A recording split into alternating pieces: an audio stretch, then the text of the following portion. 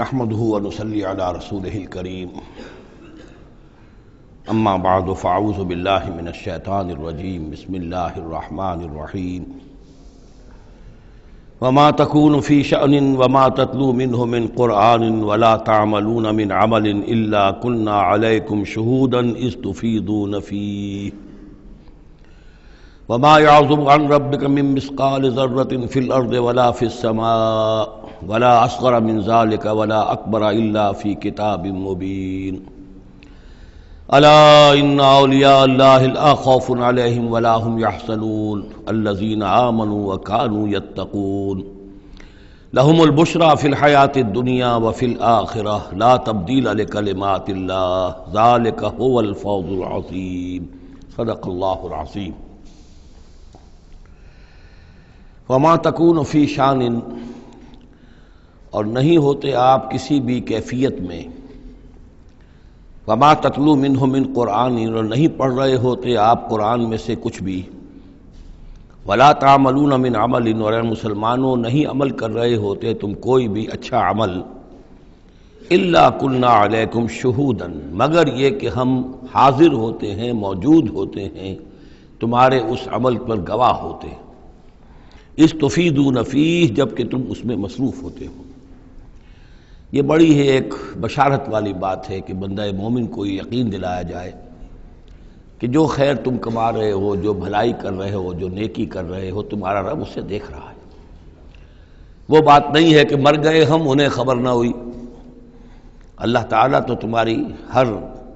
جو بھی ایثار اور قربانی جو بھی تم اللہ کی راہ میں کر رہے ہو وہ خود دیکھ رہا ہے، موجود ہوتا ہے۔ اس میں دیکھیے خاص کیف ہے۔ اے نبی، پہلے خطاب ہے حضور سے واحد کے صیغے میں، اے نبی آپ جس کیفیت میں بھی ہوتے ہیں ما تکون فی شان وما تتلو منہ من قرآن اور جو قرآن میں سے آپ پڑھ رہے ہوتے ہیں کوئی حصہ کوئی صورت خود پڑھ رہے ہوں، پڑھ کر سنا رہے ہوں، اور اب رخ بدلا ہے اہل ایمان کی طرف، مسلمانوں کی طرف ولا تعملون من عمل اور اے مسلمانوں جو عمل بھی تم کرتے ہو من عمل کہ جو اچھا عمل ہو، نیک عمل ہو، الا کنا علیکم شہودا ہم تم پر تمہارے پاس موجود ہوتے ہیں استفیدون فی جب کہ تم اس میں مصروف ہوتے ہو۔ وما یعزب عن ربک نہیں غائب ہوتا آپ کے رب سے من مثقال ذرۃ فی الارض زمین میں ایک ذرے کے برابر بھی کوئی شے، ولا فی السماء نہ آسمان میں، ولا اصغر من ذالک نہ ہی اس سے کم تر کوئی شے ہے، ولا اکبر نہ اس سے بڑی الا فی کتاب مبین مگر یہ کہ وہ ایک روشن کتاب میں درج ہے۔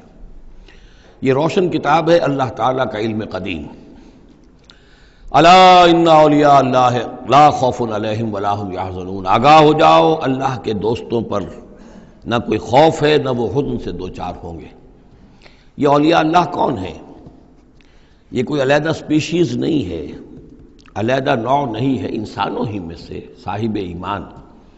جو ایمان حقیقی سے بہرہ مند ہوں، جن کے دلوں میں یقین پیدا ہو چکا ہو اور جو اللہ کے فضل و کرم سے مقام احسان پر فائز ہو چکے ہوں۔ ان تعبد اللہ کانک تراہ فإن لم تکن تراہ فإنہ یراک اللہ ہے۔ اللہ ولی الذین آمنوا یخرجہم من الظلمات الی النور، یہ ہم سورہ بقرہ میں پڑھ آئے ہیں آیت الکرسی کے فوراً بعد۔ اللہ ولی ہے اہل ایمان کا، انہیں نکالتا ہے اندھیروں سے روشنی کی جانب، اور اہل ایمان ولی ہیں اللہ کے۔ الا ان اولیاء اللہ لا خوف علیہم ولا هم یحزنون اللہ کے دوستوں پر، ساتھیوں پر۔ اب ظاہر بات ہے جو اللہ کا دوست ہوگا اس کے اندر اللہ کی غیرت ہوگی، وہ اللہ کے دین کو پامال دیکھ کر تڑپ اٹھے گا، اللہ کی شاعر کی بے حرمتی ہو رہی ہو وہ اس کو برداشت نہیں کر سکے گا، وہ تن من دھن لگا دے گا اللہ کے دین کو غالب کرنے کے لیے، وہ ہوگا اللہ کا ولی۔ یہ تو نہیں کہ صرف کوئی ایک لبادہ اوڑھ لیا ہو، ایک لباس جو ہے پہن لیا ہو اور صرف جو ہے خاص قسم کی شکل بنا لی ہو تو وہ اولیاء اللہ ہو جائیں گے۔ اولیاء اللہ تو وہ ہیں کہ جو واقعتاً اللہ کے ساتھ وہ تعلق رکھتے ہیں وفاداری کا، تو وہ ہیں اولیاء اللہ۔ اور یہ کون ہے اولیاء اللہ؟ اگلی آیت نے اس کی خود وضاحت کر دی، الذین آمنوا وکانوا یتقون۔ یہ کوئی نئی سپیشیز نہیں ہے، انسانوں میں کوئی علیحدہ قسم کے انسان نہیں ہے، وہی انسان کہ جو صاحب ایمان ہو اور تقوی کی روش اختیار کرے۔ اور وہ تقوی ہم پڑھ چکے ہیں اذا اتقوا وآمنوا وعملوا الصالحات ثم اتقوا وآمنوا ثم اتقوا واحسنوا واللہ یحب المحسنین، یہ سورہ مائدہ کے اندر آیت آ چکی ہے۔ یہ تقویٰ جو ہے درجہ بدرجہ اہل ایمان کو اور اونچے سے اونچے مدارج کی طرف لے جاتا ہے۔ لہم البشریٰ فی الحیات الدنیا، ان کے لیے دنیا کی زندگی میں بھی بشارتیں ہیں۔ یہ بشارت کس اعتبار سے ہے؟ جو ہم سورہ توبہ میں پڑھ چکے ہیں کہ هل تربصون بنا الا احدى الحسنیین، ہمارے لیے تو دو اچھائیوں کے سوا کسی تیسری چیز کا تصور ہی نہیں۔ بشارت ہی بشارت ہے۔ کوئی تکلیف بھی آئی ہے تو ہمارے رب کی طرف سے آئی ہے۔ لن یصیبنا الا ما كتب اللہ لنا هو مولانا، اس پہ گھبرانے کی کیا بات ہے؟ دوست کی طرف سے اگر کوئی شے آئی ہے اور پھر یہ کہ ہمیں پتہ ہے کہ اس میں ہمارا خیر ہے، اسی میں بھلائی ہے۔ ایک چیز ناگوار تو ہے، بچے کو انجیکشن لگا ہے تو رو تو رہا ہے وہ، لیکن معلوم ہے کہ اس کے والدین کو تو معلوم ہے کہ یہ اس کے علاج کے لیے ہمیں ٹیکہ لگوا رہے ہیں۔ تو تکلیف بھی دنیا میں اللہ کی طرف سے آتی ہے، بندہ مومن سمجھتا ہے یہ میرے حق میں خیر ہے، بھلائی ہے، میرے لیے تو خیر ہی خیر ہے، شر کا سوال ہی نہیں۔ لہم البشریٰ فی الحیات الدنیا وفی الآخرہ، اور آخرت میں بھی لا تبدیل لکلمات اللہ، اللہ کی باتوں کو کوئی بدل نہیں کر سکتا۔ ذالک هو الفوز العظیم، یہی بہت بڑی کامیابی ہے۔ ولا یحزنک قولہم، اور اے نبی ان کی بات سے آپ رنجیدہ نہ ہوں۔ ان العزت للہ جمیعا، عزت کل کی کل اللہ کے اختیار میں ہے، اللہ کے ہاتھ میں ہے۔ هو السمیع العلیم، وہ سب کچھ سننے والا اور جاننے والا ہے۔ الا ان للہ من فی السماوات ومن فی الارض، آگاہ ہو جاؤ اللہ ہی کی ملکیت ہے اور اللہ ہی کا ہے جو کچھ بھی ہے اور جو بھی ہے آسمانوں میں اور جو بھی ہے زمین میں۔ وما یتبع الذین یدعون من دون اللہ شرکاء، اور یہ لوگ جو اللہ کے سوا کسی اور کو پکار رہے ہیں وہ کوئی شرکاء نہیں ہے جنہیں وہ پکار رہے ہوں، اور نہیں ان کا اتباع کر رہے ہیں۔ یتبعون الا الظن، وہ تو ظن ہے، اٹکل پچو ہے، ان کے اپنے تصورات اور توہمات ہیں۔ ان یتبعون الا الظن وان هم الا یخرصون، وہ صرف ظن و تخمین اور اٹکل پچو کے پیچھے پڑے ہوئے ہیں۔ هو الذی جعل لکم اللیل لتسکنوا فیہ والنہار مبصرا، وہی ہے جس نے تمہارے لیے رات کو بنا دیا ہے تاکہ تم اس میں سکون پکڑو، آرام کرو، استراحت ہو، اطمینان اور سکون ہو۔ والنہار مبصرا، اور دن کو بنا دیا دکھلانے والا، روشن، تاکہ اس میں تم کام کرو،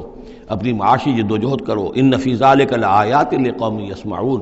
یقیناً اس میں آیات ہیں، نشانیاں ہیں ان لوگوں کے لیے جو حقیقتاً سنتے ہوں۔ قالوا اتخذ اللہ ولدا سبحانہ، انہوں نے کہا کہ اللہ نے اولاد اختیار کی ہے، وہ پاک ہے اس سے۔ هو الغنی، وہ بے نیاز ہے۔ یہ لفظ یہاں بہت اہم ہے، غنی، بے نیاز ہے۔ اس کا کیا تعلق ہے اولاد نہ ہونے سے؟ اصل میں انسان کو اولاد کی تمنا اس لیے ہوتی ہے کہ اسے یہ معلوم ہے کہ مجھے مرنا ہے، میں تو فانی ہوں، میری اولاد کے ذریعے سے میرا نام زندہ رہے گا۔ انسان کے اندر جو ایک خواہش ہے کہ میرا نام باقی رہے، میری یاد باقی رہے، تو اس کا تسلسل ہے جو اولاد کے ذریعے سے۔ اللہ تعالیٰ چونکہ فانی نہیں ہے، باقی ہے، اسے کسی اولاد کی احتیاج نہیں ہے، وہ ہمیشہ خود قائم رہنے والا ہے، اس لیے اس کی شان اس سے بہت بلند ہے کہ اسے اولاد کی حاجت ہو۔ هو الغنی، وہ تو اس سے غنی ہے، بے نیاز ہے۔ لہو ما فی السماوات و ما فی الارض، اسی کا ہے جو کچھ کہ ہے آسمانوں میں اور جو کچھ کہ ہے زمین میں۔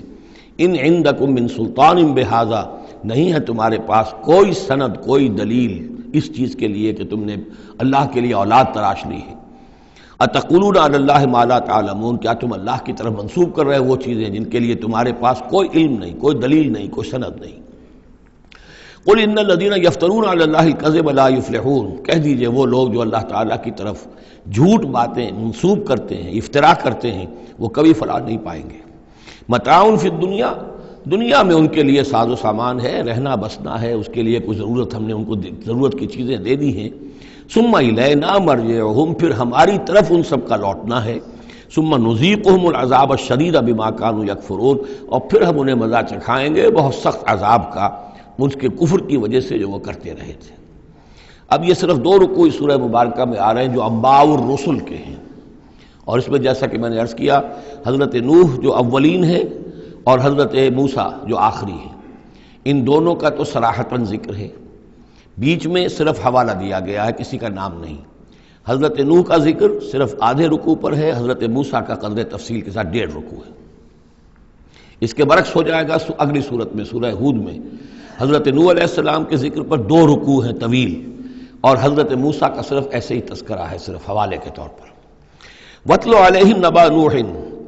اور ان کو ذرا سنائیے نوح کی خبر، اس قال لقومہ، جبکہ انہوں نے کہا اپنی قوم سے، یا قوم ان کان کبر علیکم مقامی، اے میری قوم کے لوگوں، اگر تم پر بہت بھاری گزر رہا ہے میرا کھڑا ہونا، و تذکیری بآیات اللہ، اور اللہ کے آیات سے تمہیں نصیحت کرنا، شاق گزر رہا ہے، مذاق اڑاتے ہو تم، مجھ پر آوازیں کستے ہو، تم پر بہت شاق گزر رہا ہے میرا یہ سارا عمل، فعلی اللہ توکلت، تو میں نے تو اللہ پر توکل کیا ہے، فاجمعوا امرکم، تو اپنا سارے جو بھی ذرائع ہیں ان کو جمع کر لو، وشرکاکم،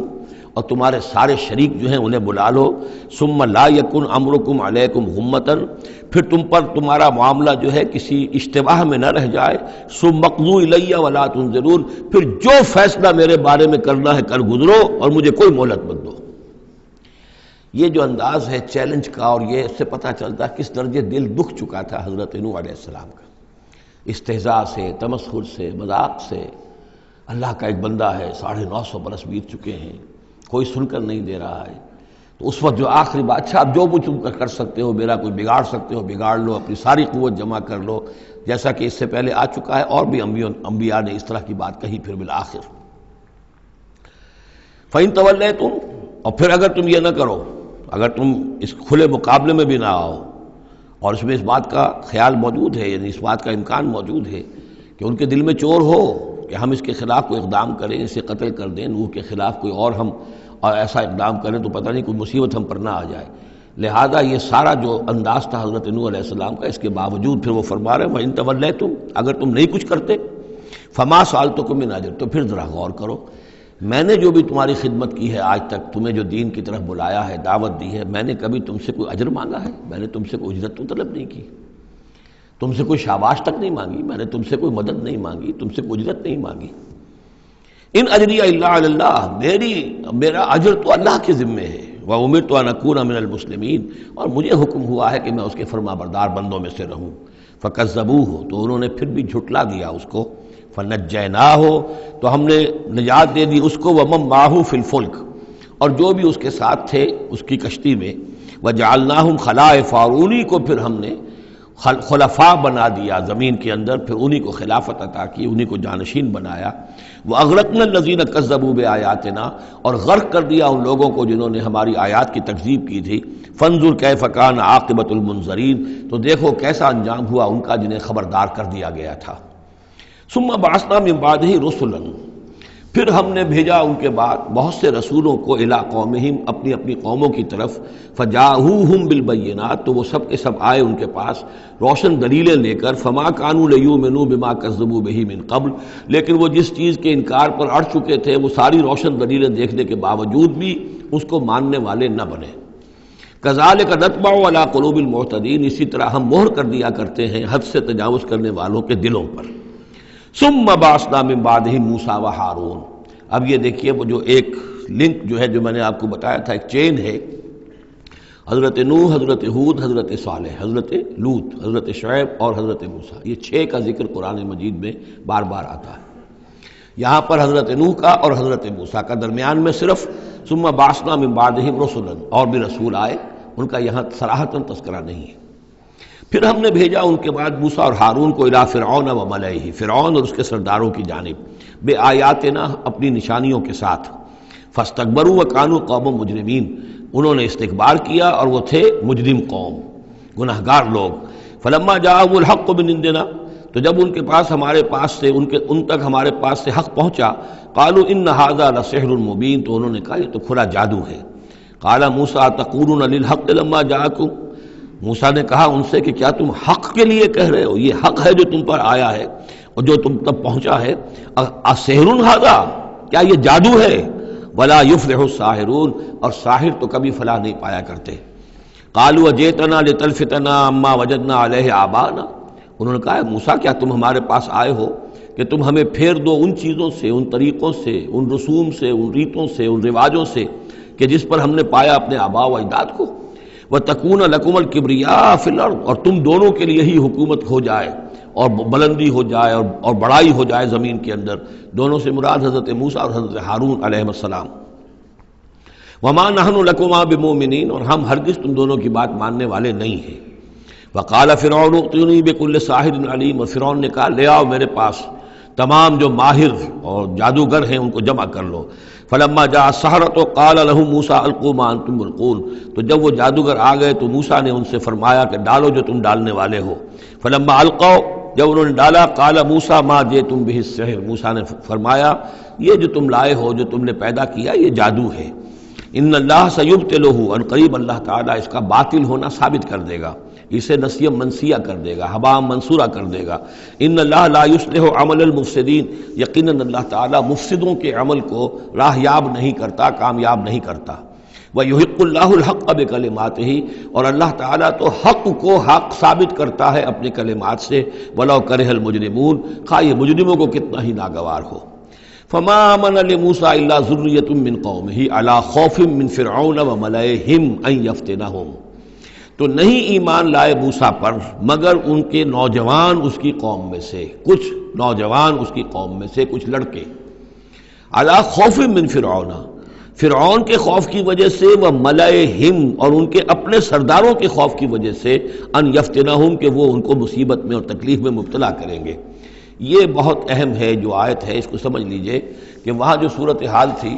کہ یہ جو قبطی قوم تھی جو اس وقت وہاں پر حکمران ہے آل فرعون، اور یہ جو اسرائیلی ہیں یہ ان کے محکوم ہیں،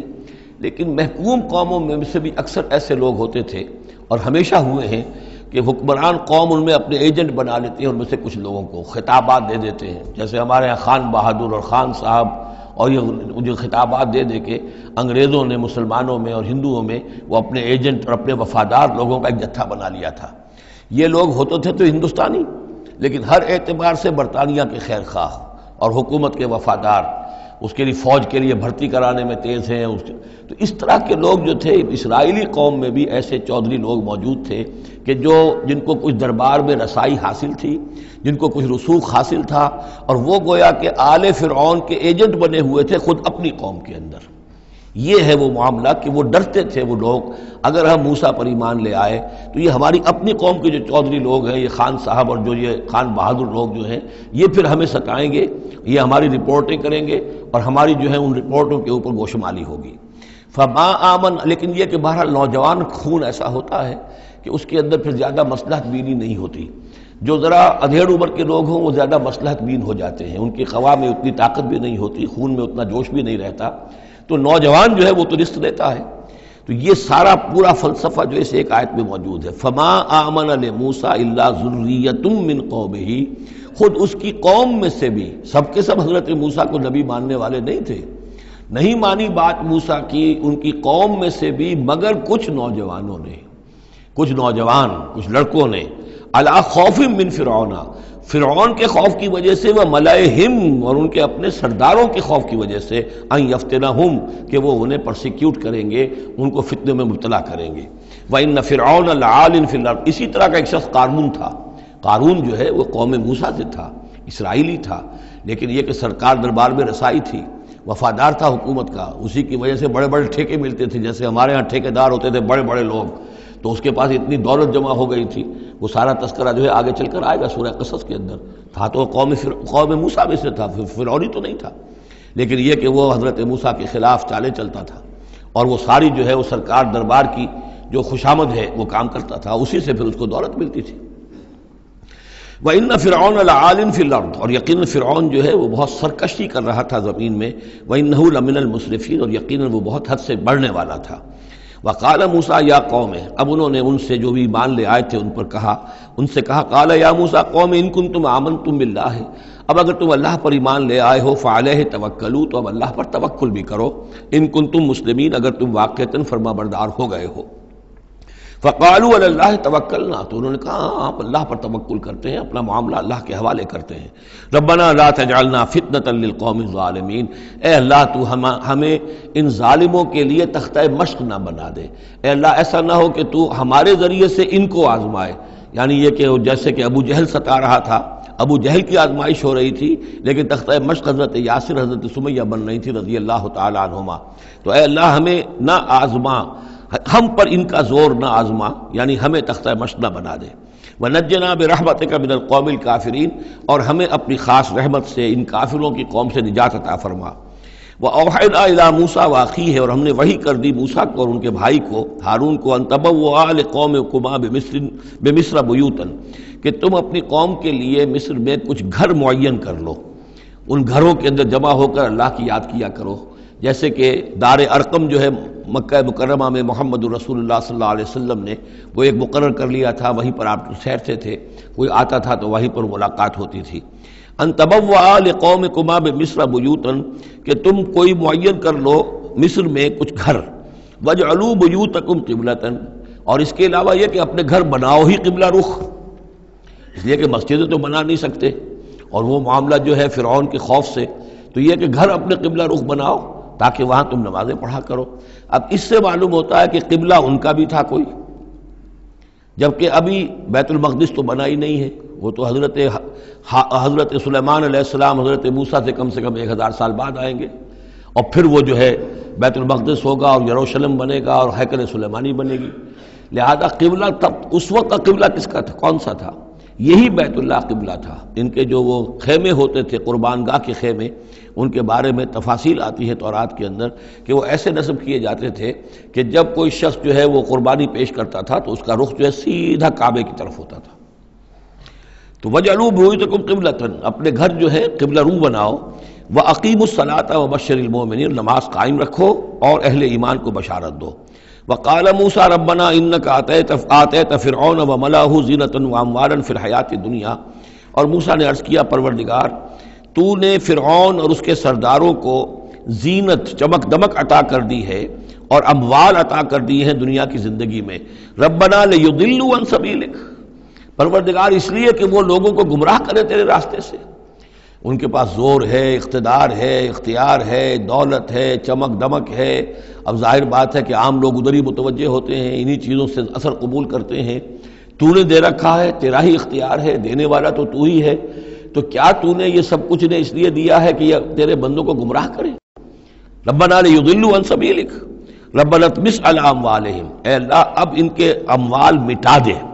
واشدد علی قلوبہم، ان کے دلوں کے اوپر گرہ لگا دے، سختی پیدا کر دے، فلا یؤمنوا حتی یروا العذاب العلیم، کہ یہ ایمان نہ لائیں جب تک کہ کھلم کھلا دیکھ نہ لیں عذاب علیم کو۔ اس کا مطلب کیا ہے؟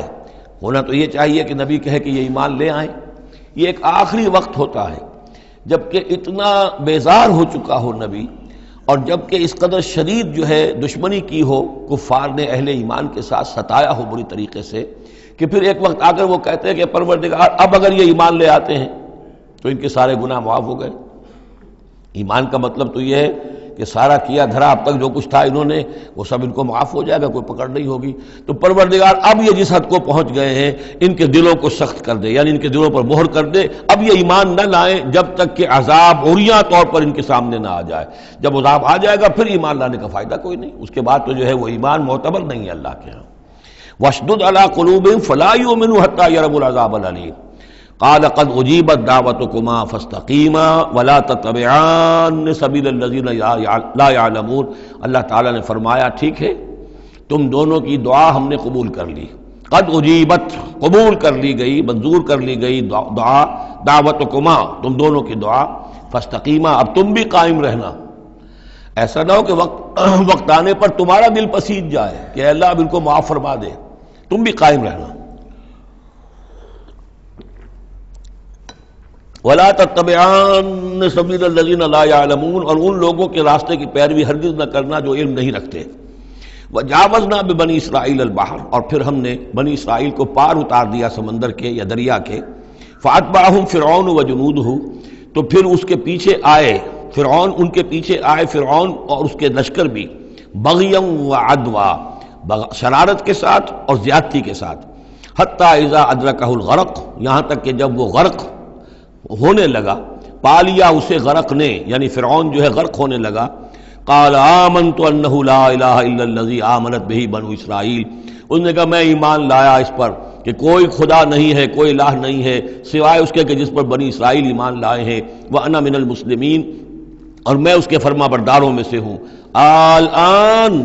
کیا اب ایمان لا رہے ہو؟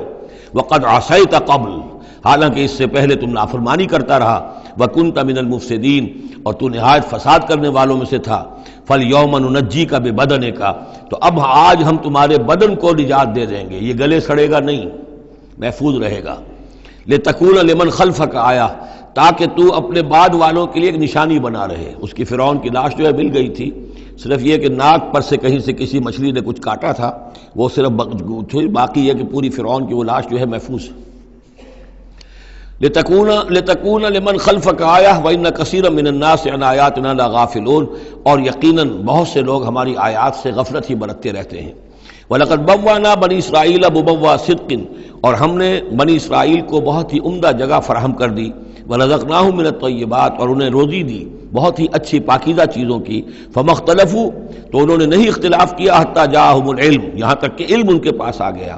ان ربک یقضی بینہم یوم القیامہ، یقیناً آپ کا رب فیصلہ کرے گا ان کے مابین قیامت کے دن، فیما کانوا فیہ یختلفون، جن چیزوں میں کہ وہ اختلاف کرتے رہے تھے۔ فإن كنت فی شک مما انزلنا الیک، پھر اگر تمہیں کوئی شک ہے اس چیز کے بارے میں کہ جو آپ پر نازل کی ہے ہم نے، بظاہر خطاب حضور سے ہے صلی اللہ علیہ وسلم، لیکن ظاہر بات ہے کہ حضور کے لیے کوئی امکان نہیں کہ آپ کو کوئی شک ہوتا، یہ بظاہر خطاب حضور سے ہے، لیکن یہ حقیقتاً خطاب ہو رہا ہے اہل مکہ سے، کہ اگر تمہیں کوئی شک ہے اس چیز کے بارے میں جو محمد پر نازل ہوئی، لیکن یہ کہ بسا اوقات ایسا ہوتا ہے کہ جن سے کوئی بات کہنی ہوتی ہے اس سے اس قدر نفرت ہو چکی ہو کہ براہ راست انہیں خطاب کرنا بھی انسان کو پسند نہ ہو، تو پھر وہ کسی اور کو خطاب کر کے وہ بات کہتا ہے جو سنانی کسی اور کو ہوتی ہے۔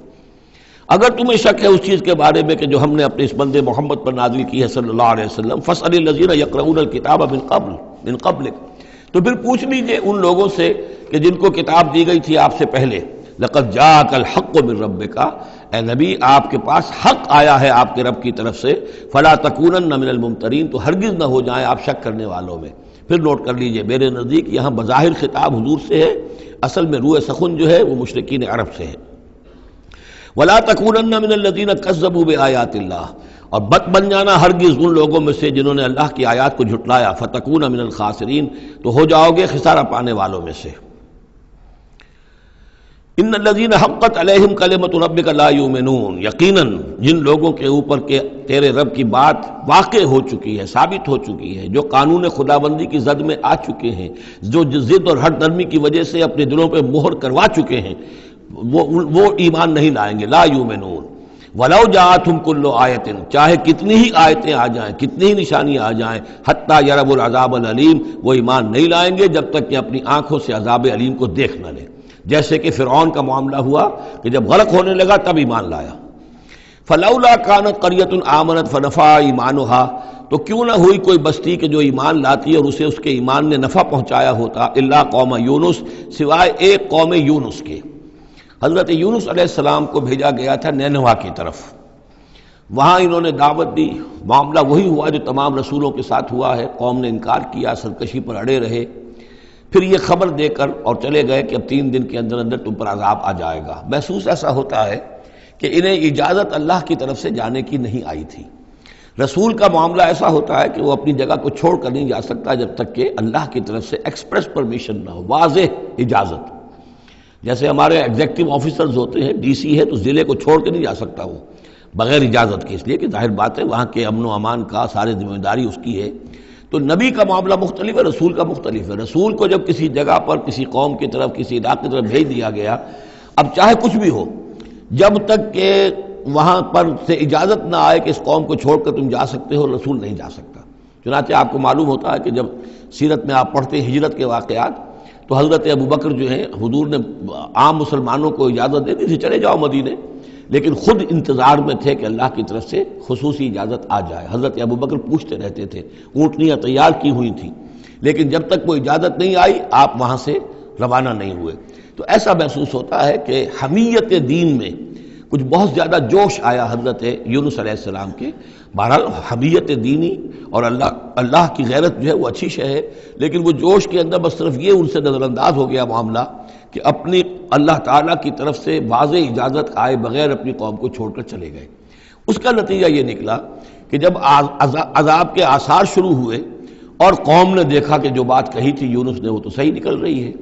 لہذا وہ پوری قوم نے توبہ کی، گڑ گڑائے، اپنے سب بچوں کو عورتوں کو لے کر باہر نکل آئے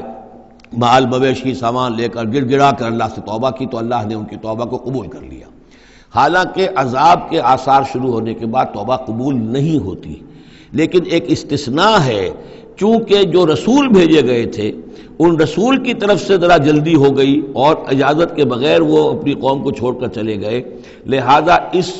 جو بھی ڈیبٹ ہوا ہے رسول کے کھاتے میں اس کا کریڈٹ ہو گیا ہے اس قوم کو، اور اس کے لیے ایک استثناء قائم ہو گئی ہے پوری تاریخ کے اندر کہ وہ عذاب کے آثار آنے کے باوجود پھر انہوں نے توبہ کی اور اللہ نے ان کی توبہ کچھ عرصے کے لیے قبول کر لی، عذاب کو ٹال دیا۔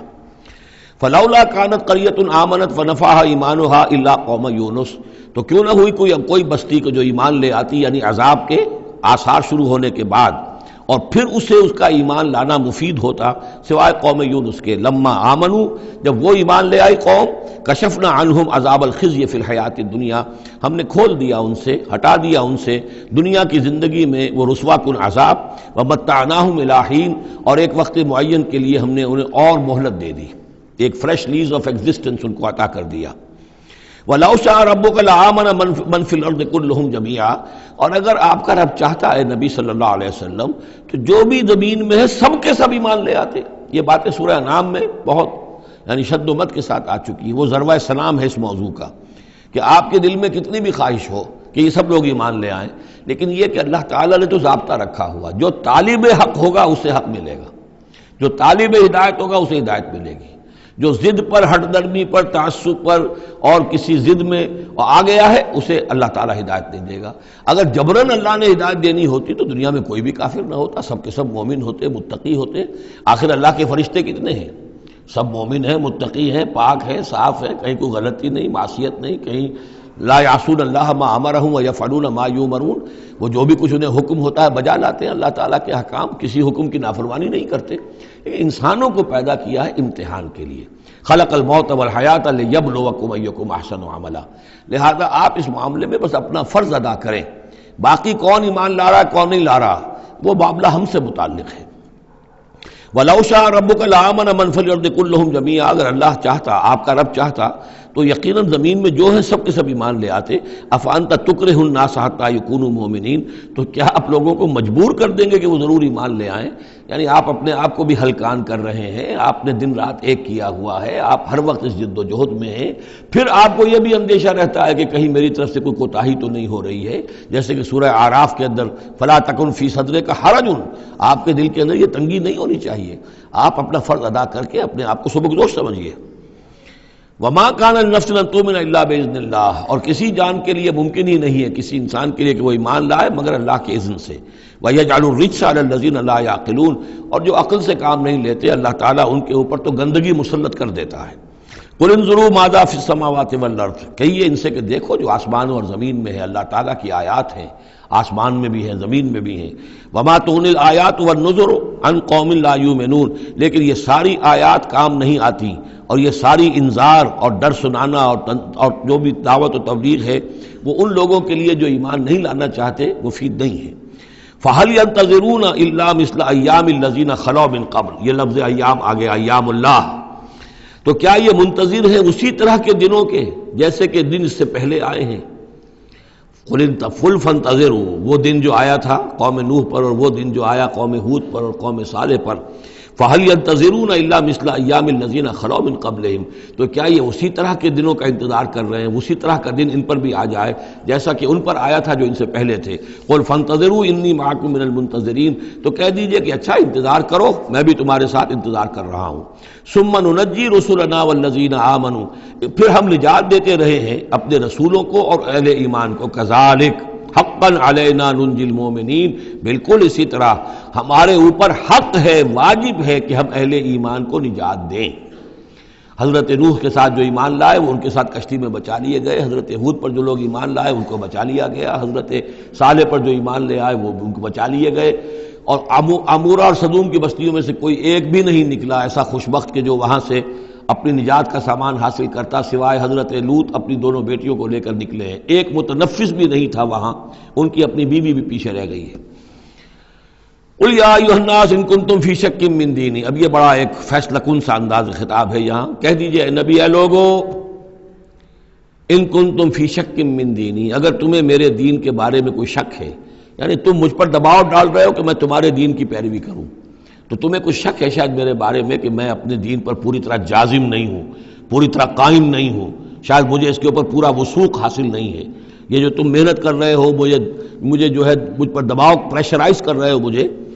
قل یا ایھا الناس ان کنتم فی شک من دینی فلا اعبد الذین تعبدون من دون اللہ، تو میں ہرگز نہیں پوجنے والا ان کو جن کو تم پوجتے ہو اللہ کے سوا، ولکن اعبد اللہ الذی یتوفاکم، بلکہ میں تو پوجوں گا اور پرستش کروں گا اسی اللہ کی جو تمہیں قبض کرے گا، وامرت ان اکون من المؤمنین، اور مجھے حکم ہوا ہے کہ میں ایمان لانے والوں میں سے ہو جاؤں، وَأَنْ أَقِمْ وَجْهَكَ لِلدِّينِ حنیفا، اور اے نبی آپ تو اپنے چہرے کو سیدھا رکھیے دین حنیف کی طرف،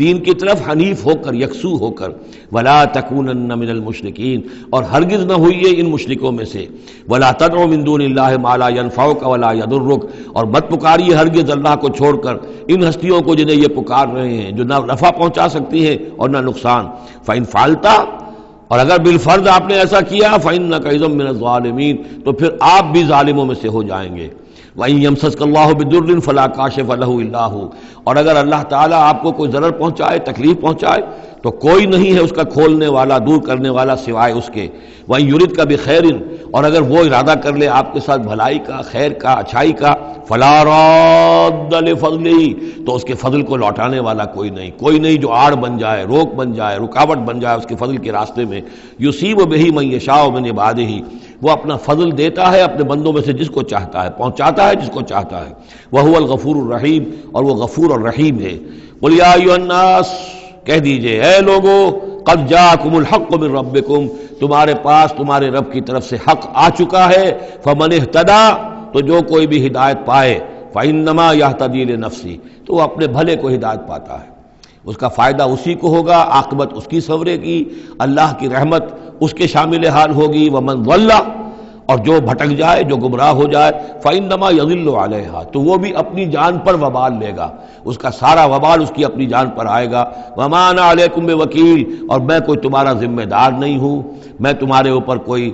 داروغہ بنایا نہیں گیا ہوں، میں تمہارے بارے میں مسئول نہیں ہوں، اللہ کے ہاں مجھ سے تمہارے بارے میں باس پرس نہیں ہوگی، وَلَا تُسْأَلُ عَنْ أَصْحَابِ الْجَحِيمِ، آپ سے نہیں پوچھا جائے گا جہنمیوں کے بارے میں،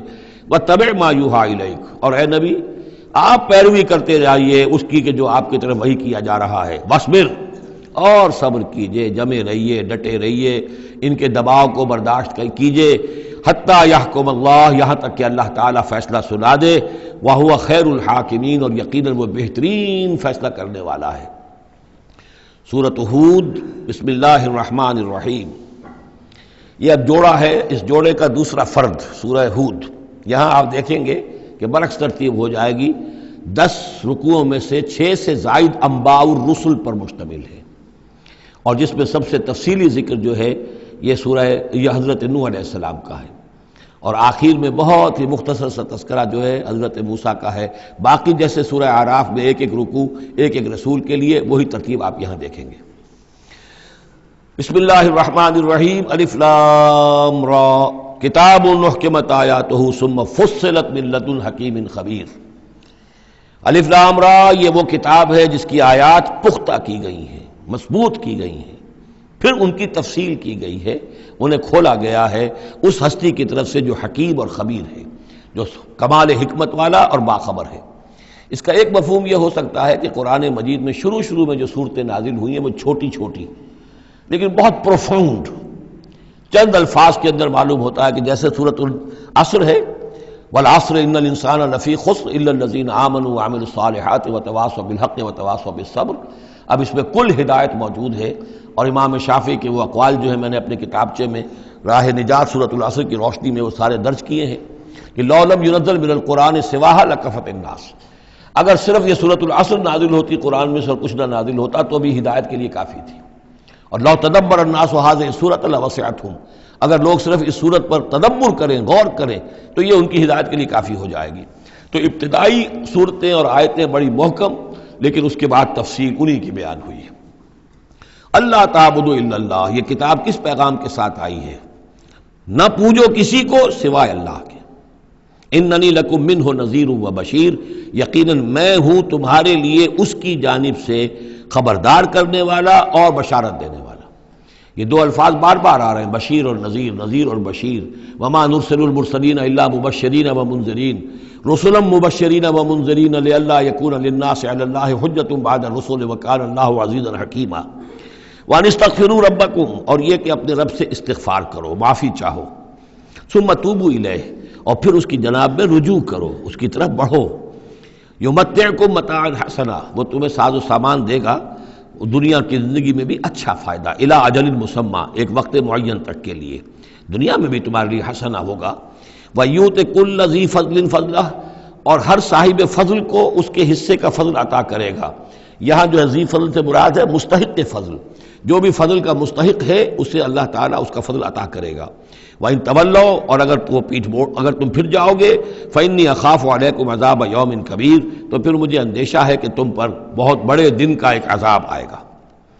إِلَى اللَّهِ مَرْجِعُكُمْ، تمہاری طرف اللہ ہی کی طرف تمہیں لوٹ جانا ہے، وَهُوَ عَلَى كُلِّ شَيْءٍ قَدِيرٌ، اور وہ ہر چیز پر قادر ہے۔ أَلَا إِنَّهُمْ يَثْنُونَ صُدُورَهُمْ لِيَسْتَخْفُوا مِنْهُ، آگاہ ہو جاؤ یہ لوگ اپنے سینوں کو دوہرا کرتے ہیں تاکہ اس سے چھپ سکیں۔ یہ مشکلات القرآن میں سے اس کے بارے میں بہت سے اقوال ہیں۔ ایک رائے جو ہے کہ جو بخاری میں حضرت ابن عباس کا جو قول آیا ہے وہ یہ ہے کہ کچھ اہل ایمان کے اوپر حیا کا اتنا غلبہ تھا، جیسے حضرت عثمان رضی اللہ تعالیٰ عنہ، کہ وہ کبھی غسل بھی کرنا ہوتا تھا، اس وقت بھی عریاں ہونا انہیں پسند نہیں تھا، تو وہ اس طریقے سے جھک جاتے تھے کہ گویا کہ سطر پھر بھی جو ہے وہ چھپا رہے، اور اگر کہیں قضاء حاجت ہے یا کوئی اور، اس وقت بھی وہ پورا سطر کا اہتمام کرتے تھے۔ تو یہ فرمایا جا رہا ہے کہ تم کتنا ہی کر لو، ظاہر بات ہے کہ اللہ تعالیٰ کی نگاہوں کے تو تم سامنے ہو، لہذا یہ ہے کہ اس میں ایک حد تک جو بھی اللہ تعالیٰ نے سطر کا، حجاب کے جو بھی احکام دیے ان کی پیروی کرو، لیکن کسی بھی معاملے میں غلو کی ضرورت نہیں ہے۔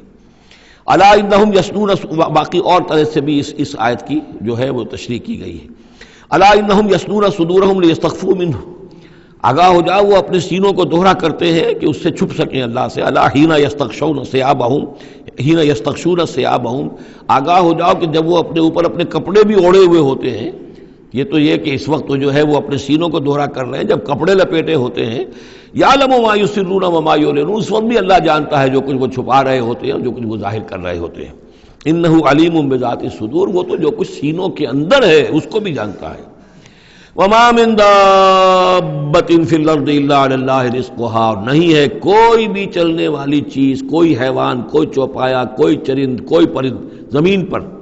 جتنے بھی حیوانات ہیں اللہ نے بنائے ہیں، لیکن یہ کہ ان کا رزق اللہ کے ذمے ہے۔ یعنی اللہ تعالیٰ نے جو نظام بنایا اس دنیا کا، اس میں ہر شے کے لیے اس کا رزق فراہم کیا ہے۔ جو جاندار بنایا اس کے لیے جو غذا ہے، جو ضروری چیزیں وہ پہلے سے فراہم کر دی ہے۔ بچے کی پیدائش بعد میں ہوتی ہے اور ماں کی چھاتیوں میں دودھ پہلے پیدا ہو جاتا ہے،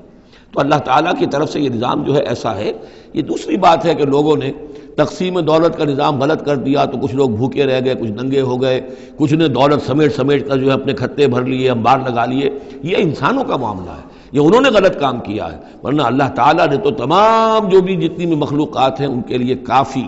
اور وافی رزق جو ہے وہ پیدا کیا ہے۔ وما من دابۃ فی الارض الا علی اللہ رزقها ویعلم مستقرها ومستودعها، اور وہ جانتا ہے اس کے مستقل قیام کی جگہ کو بھی اور جہاں وہ عارضی طور پر سونپا جاتا ہے۔ یہ مستقر اور مستودع پر گفتگو ہو چکی ہے تفصیل کے ساتھ، 3 اقوال اس کے بارے میں بیان کر چکا ہوں سورہ انعام کے ضمن میں۔ کل فی کتاب مبین، اور یہ سب کچھ ایک کھلی روشن کتاب کے اندر موجود ہے، وہی کتاب جو علم الہی کی کتاب ہے۔ وَهُوَ الَّذِي خَلَقَ السَّمَاوَاتِ وَالْأَرْضَ فِي سِتَّةِ أَيَّامٍ، اور وہی ہے کہ جس نے پیدا کیا آسمانوں اور زمین کو 6 دنوں میں۔ وَكَانَ عَرْشُهُ عَلَى الْمَاءِ، اور اس کا تخت تھا پانی پر۔ لِيَبْلُوَكُمْ أَيُّكُمْ أَحْسَنُ عَمَلًا، تاکہ تمہیں آزمائے کہ کون ہے تم میں سے اچھے عمل کرنے والا۔ یعنی یہ تخلیق جو ہے اور انسانی زندگی کا جو یہ حصہ جو اس دنیا میں گزرتا ہے، اس کا جو اصل مقصد ہے وہ ہے امتحان۔ قلزم ہستی سے تو ابھرا ہے مانند حباب، اس زیاں خانے میں تیرا امتحان ہے زندگی۔ باقی یہ کہ کان عرشہ علی الماء، اس کا تخت پانی پر تھا، اس کے معنی کیا ہیں؟ میرے نزدیک اب بھی یہ آیات متشابہات میں سے ہے، لیکن ایک انداز ایسا ہے کہ جس سے محسوس ہوتا ہے کہ شاید وہ اس کی طرف اشارہ کیا جا رہا ہو کہ یہ دنیا جب بنی ہے، یہ زمین جب ٹھنڈی ہونے لگی ہے تو ٹھنڈی ہو کر اس کے بخارات نکلے ہیں، اور وہ اس کے گرد جو فضا بنی ہے، ایٹماسفیئر، اس کے اندر یہ گیسز گئی ہیں، ان گیسز کے اندر جو ہے ہائیڈروجن اور آکسیجن کے ذریعے سے پھر پانی پیدا ہوا ہے، اور طویل عرصے تک بارشیں ہوتی رہیں، طویل عرصے تک، لاکھوں سال یہ کہتے ہیں کہ بارش ہوئی ہے۔ اور چونکہ جب زمین سکڑی ہے تو کہیں سے وہ اونچی ہو گئی، کہیں سے نیچی ہو گئی، سکڑتی ہے کوئی شے تو اس کے اندر نشیب و فراز پیدا ہو جاتے ہیں، تو بارش جب برسی ہے تو پھر یہ کہ سمندر وجود میں آئے ہیں۔ ابھی کوئی اور مخلوقات نہیں تھی، صرف یہ کہ اس زمین کے اوپر یا یہ کہ وہ پہاڑ تھے اور یا پانی تھا، بلکہ یہ کہ اکثر و بیشتر پانی ہی پانی تھا۔ پھر یہ کہ پانی اور جہاں پر مٹی پیدا ہوئی اور دلدلی علاقے بنے، اور دلدلی علاقوں کے اندر پھر وہ کچھ حیات جو ہے اس کی شکلیں پیدا ہوئی، چاہے وہ نباتاتی حیات تھی اور چاہے وہ حیواناتی حیات تھی۔ تو وہ جو ایک دور ہے جب کہ ابھی مخلوقات، اس زمینی مخلوقات کے اندر ابھی کوئی شے نہیں آئی تھی، کوئی حیوانات نہیں، کوئی سمندر کے کوئی جانور نہیں، کوئی زمین کے اوپر خشکی کے جانور نہیں، تو اس وقت جو ہے گویا کہ اللہ تعالیٰ کا جو تخت حکومت ہے اس زمین کی حد تک وہ پانی کے اوپر تھا۔ واللہ اعلم۔ وَلَئِن قُلْتَ، اور اگر آپ کہیں گے اِنَّكُمْ مَبْعُوثُونَ کہ تمہیں اٹھا لیا جائے گا من بعد الموت، موت کے بعد، لَيَقُولَنَّ تو کہیں گے وہ لوگ الذین کفروا جنہوں نے کفر کیا، ان ھذا الا سحر مبین، نہیں یہ تو کھلا جادو ہے۔ وَإِنْ أَخَّرْنَا عَنْهُمُ الْعَذَابَ إِلَىٰ أُمَّةٍ مَّعْدُودَةٍ، اور اگر ہم مؤخر کیے رکھیں ان سے اپنے عذاب کو ایک خاص مدت تک کے لیے، معین مدت تک کے لیے، لَيَقُولُنَّ مَا يَحْبِسُهُ تو وہ کہتے ہیں کس چیز نے روک رکھا ہے، وہ جہاز کہاں نظر انداز ہو کے آتا کیوں نہیں؟ محمد بہت سال ہو گئے تمہیں کہتے ہوئے جہاز آئے گا اور وہ عذاب آئے گا، وہ کہاں ہے؟ ما یحبسو، کس سے نے اس کو روکا ہے؟ الا یوم یاتیہم لیس مصروفا عنہم، آگاہ ہو جاؤ جس دن وہ ان پر آئے گا پھر وہ ان کی طرف سے پھیرا نہیں جا سکے گا۔ وحاق بہم ما کانوا بہ یستہزئون، اور ان کو گھیرے میں لے لیں گی وہ تمام چیزیں جن کا یہ استہزاء اور تمسخر کیا کرتے تھے۔ وَلَئِنْ أَذَقْنَا الْإِنسَانَ مِنَّا رَحْمَةً، اور اگر ہم مزہ چکھاتے ہیں انسان کو اپنی طرف سے رحمت کا، کوئی خوشی آئی ہے، کوئی دولت ملی ہے، کوئی اور مسرت کی بات ہوئی ہے، ثم نزعنا منہ، پھر جب ہم اس سے وہ چھین لیتے ہیں، لے لیتے ہیں، سلب کر لیتے ہیں، انہ لیئوس کفور، تو وہ ہو جاتا بالکل مایوس، نہایت ناشکرہ، بھول جاتا ہے کبھی اللہ کی نعمت بھی تھی، کبھی اللہ کی نگاہ کرم بھی مجھ پر تھی، ٹھیک ہے آج مجھ پر سختی آ گئی ہے تو سختی نرمی آتی رہتی ہے، اللہ تعالیٰ کی طرف سے ہے، اگر نرمی بھی تھی تو اللہ کی طرف سے، اور سختی بھی آئی ہے تو اللہ کی طرف سے، اس پر شکر چاہیے تھا، اس پر صبر چاہیے، لیکن نہیں، انسان جو ہے لیئوس کفور، انتہائی مایوس اور نہایت ناشکرہ، ہم پر تو کبھی اللہ کی کوئی نظر کرم ہوئی نہیں۔ وَلَئِنْ أَذَقْنَاهُ نَعْمَاءَ بَعْدَ ضَرَّاءَ مَسَّتْهُ، اور اگر ہم مزہ چکھائیں اسے نعمتوں کا اس کے بعد کہ کوئی تکلیف اس کو پہنچی ہوئی تھی، لَيَقُولَنَّ ذَهَبَ السَّيِّئَاتُ عَنِّي، تو وہ کہے گا بس جی میرے دل اندر دور ہو گئے، ساری برائیاں اب تو، ساری مصیبتیں ختم ہو گئیں۔ إِنَّهُ لَفَرِحٌ فَخُورٌ، اب وہ فرح اور فخور بن جاتا ہے، وہ یعنی اتراتا ہے، فخر کرتا ہے اور کہتا ہے یہ میں نے محنت کی، میں نے کوشش کی، میں نے تدبیر کی، دیکھا میں نے یہ شکل کی تھی جس کی وجہ سے کہ میری کاروبار جو بالکل ختم ہو رہا تھا، ڈوب رہا تھا، وہ ٹھیک ہو گیا۔ یعنی یہ کہ ہر حال میں اللہ سے دور، یہ نہیں جانتا کہ جو بھی معاملہ آیا تھا وہ اللہ کی طرف سے ہے، خیر ہو یا شر ہو وہ اللہ کی طرف سے ہے، اس سے ناواقف۔ الا الذین صبروا، سوائے ان کے کہ جو صبر کی روش اختیار کریں، یہ سب کی بات نہیں ہے، جن کو اللہ نے ایمان دیا ہو اور ایمان کے نتیجے میں صبر پیدا ہوا ہو، الا الذین صبروا وعملوا الصالحات، اور انہوں نے نیک اعمال کیے ہوں، اولئک لہم مغفرۃ واجر کبیر، ان کے لیے مغفرت ہے اور بہت بڑا اجر ہے۔ فلعلک تارک بعض ما یوحی الیک، تو اے نبی شاید کہ آپ کچھ چیزیں چھوڑ دیں اس میں سے جو آپ کی طرف وحی کی جا رہی ہے، وضائق بہ صدرک، اور آپ کا سینہ اس سے بھج رہا ہے، تنگ ہو رہا ہے، ان یقولوا، اس وجہ سے کہ وہ کہہ رہے ہیں لولا انزل علیہ کنز او جاء معہ ملک، کہ وہ یہ کہہ رہے ہیں کہ کیوں نہیں ان کے اوپر اتار دیا گیا کوئی خزانہ، یا کیوں نہیں آیا ان کے پاس کوئی فرشتہ، معہ ان کے ساتھ کوئی فرشتہ آتا۔ وہی بات جو سورہ نام میں آ چکی ہے، اس کا ذروہ سنام اس مضمون کا سورہ نام میں آ چکا ہے، لیکن ان تمام صورتوں کے اندر بھی یہ چیزیں موجود ہیں۔ یہ دونوں گروپ جو ہے مکی صورتوں کے، جن میں سے ایک میں وہ 2 صورتیں ہیں جو ہم پڑھ چکے، انعام، اعراف، اور دوسرا جو یہ ہے جو 14 صورتوں پر مشتمل ہے جس کی دوسری صورت ہم پڑھ رہے ہیں، ان سب کا تعلق جو ہے یوں سمجھیے، ایک استثناء ہے وہ میں بعد میں بتا دوں گا، یہ قیام مکہ کے آخری 4 سالوں کی صورتیں ہیں، یعنی حضور کا قیام مکہ مکرمہ میں وحی کے آغاز کے بعد 12 سال، اس کو 4 4 4 3 حصوں میں تقسیم کر لیجئے، پہلے 4 سال میں جو صورتیں نازل ہوئی ہیں وہ قرآن مجید کے آخری 2 گروپوں میں ہیں، سورہ قاف سے لے کے آخر تک۔ درمیانی 4 سال جو تھے ان کے درمیان جو ہے وہ درمیانی 2 گروپوں میں ہیں، اور یہ جو ہے شروع کے 2 گروپ جو ہیں ان کے اندر وہ صورتیں ہیں کہ جو آخری دور میں نازل ہوئی ہیں، آخری 4 سالوں میں، اور ان میں یہ مضمون کثرت سے ملے گا۔ فَلَعَلَّكَ تَارِكٌ بَعْضَ مَا يُوحَىٰ إِلَيْكَ، تو شاید ہے نبی آپ ترک کر دیں گے بعض چیزیں جو آپ کی طرف وحی کی گئی ہیں، وَضَائِقٌ بِهِ صَدْرُكَ، اور آپ کا سینہ جو ہے اس پر بھچ رہا ہے۔ ان یقولوا، کہ وہ یہ کہہ رہے ہیں لولا انزل علیہ کنز، کیوں نہیں اتار دیا گیا ان پر کوئی خزانہ، او جاء معہ ملک، یا ان کے پاس آ گیا ہوتا کوئی فرشتہ۔ انما انت نذیر، دیکھیے پھر آپ سمجھ لیجئے آپ کا فرض منصبی یہ ہے کہ آپ صرف ایک خبردار کرنے والے ہیں، واللہ علی کل شیء وکیل، باقی ہر چیز کا ذمہ دار اللہ ہے۔ کب عذاب بھیجنا ہے، کب نہیں بھیجنا،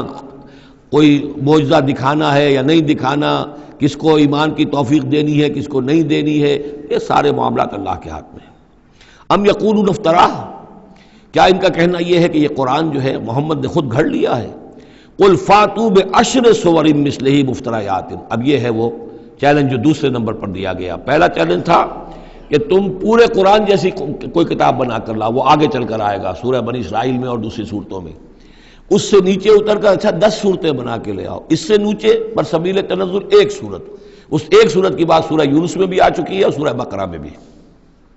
یہاں وہ 10 والا معاملہ ہے۔ قل فاتوا بعشر سور مثلہ مفتریات، تو ان سے کہیے کہ اچھا اگر ایسا ہی ایک قرآن گھڑا جا سکتا ہے اور انسان کی قوت اور قدرت میں ہے کہ ایسی کتاب تصنیف کر لے، تو تم 10 صورتیں تم بھی اس کی تصنیف کر کے لے آؤ۔ وَادْعُوا مَنِ اسْتَطَعْتُم مِّن دُونِ اللَّهِ إِن كُنتُمْ صَادِقِينَ، اور جن کو بھی تم بلا سکو اللہ کے سوا بلا لو مدد کے لیے اگر تم سچے ہو۔ فَإِن لَّمْ يَسْتَجِيبُوا لَكُمْ، پھر اگر وہ تمہارے مددگار جو ہے تمہاری اس دعا کو قبول نہ کرے، نہ پورا کرے، یا یہ کہ اے مسلمانوں اگر تمہارا یہ چیلنج جو ہے یہ کفار قبول نہ کریں، فَاعْلَمُوا أَنَّمَا أُنزِلَ بِعِلْمِ اللَّهِ، تو جان لو تمہیں یقین قابل ہونا چاہیے کہ یہ اللہ تعالیٰ ہی کے علم سے نازل ہوا ہے، وَلَا إِلَٰهَ إِلَّا هُوَ، اور اللہ کے سوا کوئی معبود نہیں، فَهَلْ أَنْتُم مُسْلِمُونَ، تو اب اللہ کا حکم مانتے ہو یا نہیں، فرما برداری کرتے ہو کہ نہیں۔ یہ کفار ہی سے خطاب ہے کہ اگر تمہارے وہ جو معبود ہیں تم ان کو پکارو کہ اس جیسی 10 صورتیں ہمیں بھی، آپ بھی کچھ کوشش کریں، ہم بھی کوشش کرتے ہیں مل جل کر، کچھ آپ القاء فرمائیں، الہام فرمائیں، کچھ ہم محنت کرتے ہیں، اور اگر وہ نہ کریں تو پھر جان لو فَاعْلَمُوا أَنَّمَا أُنزِلَ بِعِلْمِ اللَّهِ وَلَا إِلَٰهَ إِلَّا هُوَ فَهَلْ أَنْتُم مُسْلِمُونَ مَنْ كَانَ يُرِيدُ الْحَيَاةَ الدُّنْيَا وَزِينَتَهَا نُوَفِّ إِلَيْهِمْ أَعْمَالَهُمْ فِيهَا وَهُمْ فِيهَا لَا يُبْخَسُونَ، جو لوگ بھی طالب ہوتے ہیں، ارادہ کر لیتے ہیں، طالب ہوتے ہیں دنیا کی زندگی کا اور اس کی زینت کا، زیبائش، آرائش، چمک دمک، ساز و سامان، اسی کے پیچھے پڑے ہوئے ہیں، محنت کر رہے ہیں، بھاگ دوڑ کر رہے ہیں، خون پسینہ ایک کر رہے ہیں، دن رات ایک کر دیا ہے۔ نوفِ الیہم اعمالہم فیہا، ہم اسی دنیا کی زندگی میں ان کے اعمال کا پورا پورا بدلہ دے دیتے ہیں۔ ٹھیک ہے محنت کر رہے ہو بھائی، تمہاری بلڈنگ بھی بڑی اونچی بن گئی ہے اور تمہاری کار بھی بہت اعلیٰ ہے اور تمہارا کاروبار بھی خوب چمک گیا ہے، تم نے چونکہ یہی چاہا، یہی اسی کے لیے محنت کی، اسی کے لیے بھاگ دوڑ کی، تو اللہ تعالیٰ وَهُمْ فِيهَا لَا يُبْخَسُونَ، اس میں اللہ تعالیٰ ان کے ساتھ کوئی بخل نہیں کرتا، اور ان کی جو محنت ہے اس کا جو بدلہ ہے انہیں اس دنیا میں۔ لیکن اولئک الذین لیس لہم فی الآخرۃ الا النار، لیکن پھر یہ وہ لوگ ہیں جن کے لیے آخرت میں کچھ نہیں ہے سوائے آگ کے، ساری محنت بھاگ دوڑ دھوپ یہاں کے لیے تھی، یہاں ہم نے تمہیں دے دیا۔ اولئک الذین لیس لہم فی الآخرۃ الا النار وحبط ما صنعوا فیہا، اور جو کچھ انہوں نے اس دنیا میں کیا ہوگا وہ تو حبط ہو جائے گا، وباطل ما کانوا یعملون، اور جو کوئی جھوٹی سچی نیکی کی ہوگی اپنے دل کو دھوکہ دینے کے لیے وہ بھی بے بنیاد تھی، اس کی کوئی حیثیت نہیں تھی۔ افمن کان علی بینۃ من ربہ، تو بھلا وہ شخص کہ جو اپنے رب کی طرف سے بینہ پر تھا، اور یہاں بینہ سے مراد ہے فطرت سلیمہ، جس کے بارے میں کئی بار عرض کر چکا ہوں، فطرت سلیمہ، انسان کے اندر جو روح ربانی پھونکی گئی ہے اس کی وجہ سے وہ جو فطرت ہے اس کے اندر وہ سارے حقائق موجود ہیں، کہ جو حقائق جن کو اجاگر کرنے کے لیے پھر یہ وحی آئی ہے اور اس ڈورمنٹ کانشسنس کو ایکٹیویٹ کرنے کے لیے۔ تو جس شخص کی وہ فطرت سلیم ہے، قائم ہے، بینہ ہے، روشن ہے، پاک ہے، وَيَتْلُوهُ شَاهِدٌ مِّنْهُ، اور پھر اس کے پیچھے آتا ہے اس کے لیے گواہ، یعنی ایک شخص ہے جس کی فطرت سلیم تھی، حضور صلی اللہ علیہ وسلم ہے، سلیم فطرت، نیک فطرت، عقل سلیم، اور پھر وحی بھی آ گئی، وحی نے گواہی دے دی، گویا کہ دو چیزیں مل گئی، نور علی نور. یہ تمثیل جو ہے سورہ نور میں جا کر مکمل طور پہ سامنے آئے گی. افمن کان علی بینۃ من ربہ ویتلوہ شاہد منہ ومن قبلہ کتاب موسیٰ اماما ورحمہ. اور پھر اس کے علاوہ اس سے پہلے کتاب موسیٰ موجود ہے جو امام بھی تھی، رہنمائی کرنے والی، اور رحمت بھی تھی. یعنی دوسری تصدیق ہو رہی ہے وہ تورات سے ہو رہی ہے. تو فطرت محمدی صلی اللہ علیہ وسلم وہ بینہ، وہ روشن خالص. پھر وہی جو آپ پر آ گئی نور علی نور. اور نمبر 3 تورات جو ہے اس کی تصدیق کر رہی ہے، یہ گویا کہ اور اضافی چیز. اولئک یؤمنون بہ، یہی لوگ ہیں کہ جو اس پر ایمان لائیں گے. ومن یکفر بہ من الاحزاب، اور جو اس کا انکار کریں گے، کفر کریں گے اس کتاب کا، من الاحزاب، ان تمام گروہوں میں سے، فرقوں میں سے، چاہے وہ مشرکین مکہ ہوں اور چاہے وہ اہل کتاب ہوں، فالنار موعدہ، تو پھر آگ ہی ان کے وعدے کی جگہ ہے. فلا تک فی مریۃ منہ، تو اے نبی آپ ان کے بارے میں کسی شک و شبے میں نہ رہیں. انہ الحق من ربک، یقیناً یہ حق ہے آپ کے رب کی طرف سے. ولکن اکثر الناس لا یؤمنون، لیکن اکثر لوگ ایمان لانے والے نہیں ہیں. ومن اظلم ممن افترى علی اللہ کذبا، اور کون زیادہ ظالم ہوگا، اس سے بڑھ کر ظالم ہوگا اس سے کہ جس نے اللہ پر جھوٹ باندھا، گھٹ کر کوئی چیز اللہ کی طرف منسوب کر دی. اولئک یعرضون علی ربہم، یہ وہ لوگ ہیں کہ جو پیش کیے جائیں گے اپنے رب کے سامنے. ویقول الاشہاد، اور لوگ کہیں گے، گواہی دینے والے کہیں گے، ہؤلاء الذین کذبوا علی ربہم، یہ وہ لوگ ہیں جنہوں نے جھوٹ کہا تھا اپنے رب پر. غلام احمد قادیانی کو کھڑا کیا جائے گا، یہ ہے وہ شخص کہ جس نے جھوٹ اپنی جو ہے باتیں منسوب کی ہیں اللہ کی طرف، جس نے بھی جھوٹی نبوت کا دعویٰ کیا. ہؤلاء الذین کذبوا علی ربہم، انہوں نے جھوٹ بولا اللہ پر اور تہمت باندھی اللہ پر کہ مجھ پر وہی بھیجی ہے. الا لعنت اللہ علی الظالمین، آگاہ ہو جاؤ ایسے ظالموں پر اللہ کی لعنت ہے. الذین یصدون عن سبیل اللہ، جو اللہ کے راستے سے روکتے ہیں. وَيَبْغُونَهَا عِوَجًا، اور اس میں کجیاں نکالتے ہیں، ڈھونڈتے ہیں، مین میخ نکالتے ہیں تاکہ لوگ جو ہے اس راستے کو اختیار نہ کریں. وَهُمْ بِالْآخِرَةِ هُمْ کافرون، اور آخرت کے وہ بالکل انکاری ہیں اور منکر ہیں. اور اصل تو ان کی بیماری یہی ہے،